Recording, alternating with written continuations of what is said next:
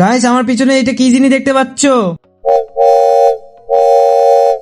এটা কোথাকার রাজমহল তোমাদেরকে শুরুর থেকে বলছি।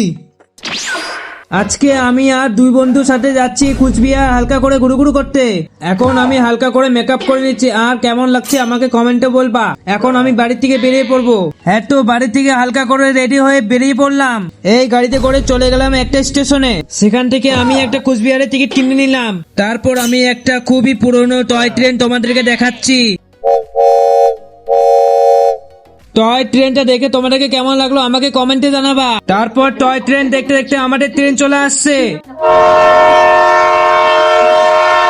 আর সাথে সাথে আমরা ট্রেনে উঠে পড়লাম। তারপর আমরা যে যার জায়গায় বসে পড়লাম, আর এখান থেকে ট্রেনের জার্নিটা শুরু হলো। তারপর জানালার ধারে বসে বসে বাইরের পরিবেশ, নদী আর চা বাগান দেখতে দেখতে আমরা চলে আসলাম কুচবিহারে। আর এখন আমরা চলে যাব কুচবিহারের রাজবাড়ি ঘুরতে। আর তোমরা রাজবাড়ির ভিডিও পার্ট 2 এ দেখতে পাবে।